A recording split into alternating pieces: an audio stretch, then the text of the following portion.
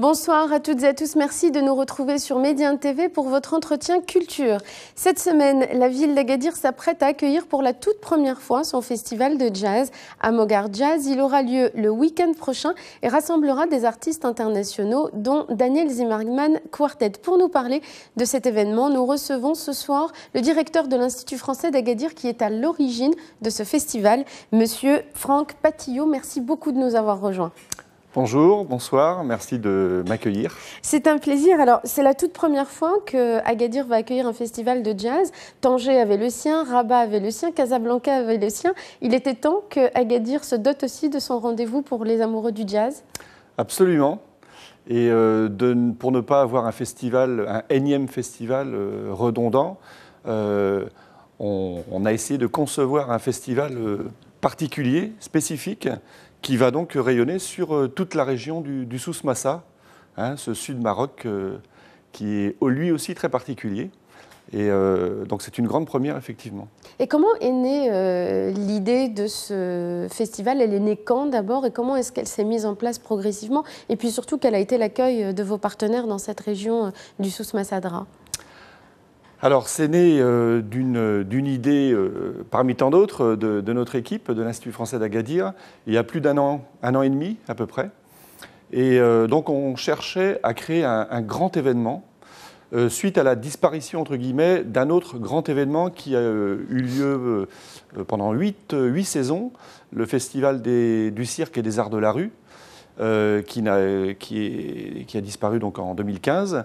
Et donc la ville d'Agadir et la région manquaient de grands événements artistiques, culturels. Et donc, étant moi-même musicien, c'était plus facile d'avoir une idée autour de la musique et du jazz en particulier. Et donc, je suis allé présenter le projet en premier lieu aux institutionnels.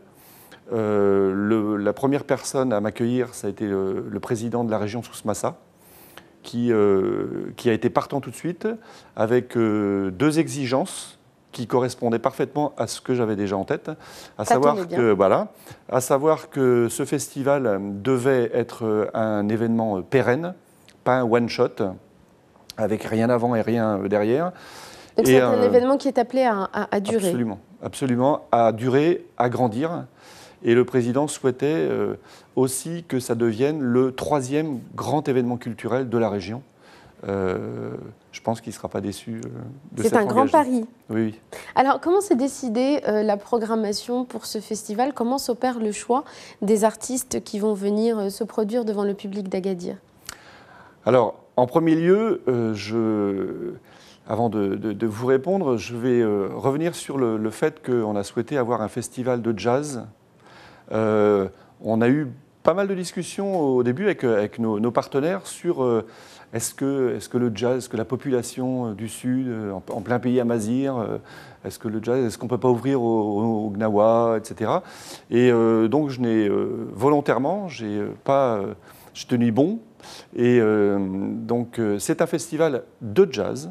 Vous êtes puriste, vous avez voulu faire vraiment un rendez-vous pour le jazz. C'est un vrai rendez-vous pour les amoureux du jazz, mais avec l'objectif de démontrer que, en étant entre guillemets puriste, exigeant plutôt, on va démontrer que le jazz, c'est une variété infinie de styles et qu'on n'a pas forcément besoin d'aller chercher d'autres styles pour faire plaisir au public.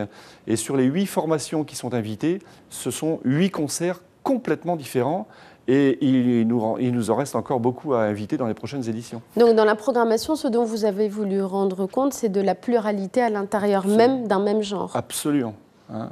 Avec des mondes complètement différents. Donc la programmation, c'est moi qui l'ai construite, en fait. Donc avec des artistes très, très différents qui se croisent parfois dans certains pays où ils jouent. Avec donc des artistes marocains, franco-algériens, voilà, des artistes français, des artistes qui vivent aussi aux États-Unis, et voilà. Donc une large variété. Et puis il y a des têtes d'affiche aussi, dont le quartet de Daniel Zimmerman. Alors il y a plusieurs têtes d'affiche. Je dirais que je connais très bien les musiciens qui sont invités et je me plais à dire qu'on ne peut pas, pour ce festival, on ne peut pas dire « Oh, je vais me faire plaisir, je vais y aller que le vendredi ». Non, parce que ce qui va se passer le vendredi, c'est tellement différent de ce qui va se passer le samedi et le dimanche qu'il faudrait goûter à tout pour avoir un plaisir complet. Et en tête d'affiche, il y a effectivement le grand tromboniste Daniel Zimmermann en quartet. Il était tromboniste avec Claude Nougaro, avec Manu Dibango. Voilà, il a tourné avec beaucoup de grands musiciens. Et ça a été le premier tromboniste nominé aux Victoires du Jazz en 2014. Absolument. C'est un créateur, il n'est pas que interprète, c'est un grand musicien, mais il écrit, donc il proposera des compositions de son dernier album. Un autre grand nom du jazz, c'est le trompettiste français Éric Lelanne, qui est plus vieux que Daniel, qui a joué avec une flopée de grands musiciens américains, etc. Et d'autres encore. Un autre créateur français, Régis Subi, qui joue, alors qui a 2 formations. On l'invitera cette année dans la formation un peu plus dure, Equal Crossing. Il a une autre formation corde qui s'appelle le Quatuor Ixi. Et c'est un Régis Subi, il joue dans tous les pays nordiques, dans tous les pays asiatiques. Il compose beaucoup, il fait de la musique de film. Ouais. Alors, ils ont répondu présent d'emblée, tous ces artistes que vous avez sollicités, parce qu'on pourrait se dire qu'a priori, Agadir est plutôt connu pour des festivals un peu folkloriques, plus que des... le jazz reste quand même un genre assez élitiste pour beaucoup de gens. Mais ils ont répondu favorablement à votre invitation, très rapidement. Alors, j'en profite, oui, pour les remercier tous, parce qu'eux-mêmes se sont lancés dans ce pari. C'est vraiment un projet commun, je dirais, avec tous ces artistes aussi, parce qu'ils ont compris l'intérêt d'une première édition et des enjeux qui se cachent derrière cette première édition. Donc oui, ils ont répondu tout.